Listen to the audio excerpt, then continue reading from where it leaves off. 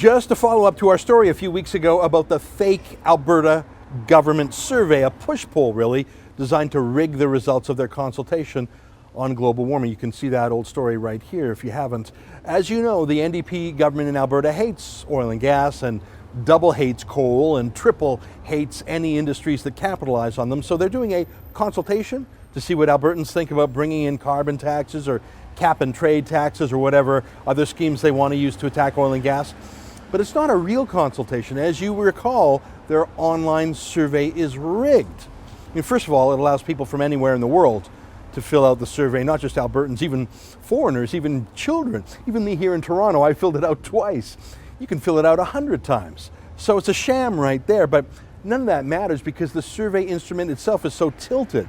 Seriously, in the middle of asking you your views, it gives you propaganda pushing you towards the NDP's views. And finally, there are questions that force you to rank which possible tax on oil and gas you like the best. As in, you have to say you like one of them the best, even if you dislike all of them. It's so transparent, it's embarrassing that such a sham is being done in the name of a survey. It's a scientific fraud. But here's the thing, what's so weird about this is that the survey on global warming is being overseen by an otherwise upstanding professor, an economist at the University of Alberta named Andrew Leach. I know him a little bit. I've chatted with him a few times before. I follow him on Twitter. He's generally fair-minded. He's generally ethical. But for some weird reason, he's fine with this fake survey being done in his name. You'll recall we set up a whole petition about this at fakesurvey.ca, bringing to his attention the methodological flaws in the survey. An NDP campaign hack might not care, but surely an academic with a real reputation for ethics would. But nothing, no response. I don't understand. Until last week, when the NDP government released this interesting disclosure. Back in May, they cut a nifty $10,000 contract to Leach for advice for 1 week's work. May 12th to May 20th, 2015, $10,000 for a week and a day. Not bad work if you can get it. That rate of pay would work out to a cool $500,000 a year. Wow, and I only thought the public sector unions got the jackpot when the NDP won. I had no idea that university professors did too. Now, this disclosure only came out a week or so ago. Andrew Leach didn't mention this contract to the public when on May 13th, he was quoted in an interview by Post Media gushing about a carbon tax. So on May 12th, he gets a $10,000 contract for a week's worth of advice to the NDP. And the very next day, May 13th, there he is pitching a carbon tax to the media, but he's not identified as an NDP spokesman. He's identified as a professor. The NDP were renting his credibility, and Leach didn't seem to mind. Hey, what kind of advice is worth 10 grand in a week anyway? Advice, eh? Were there any written reports, any studies, any research, or was it just phone call chit-chats?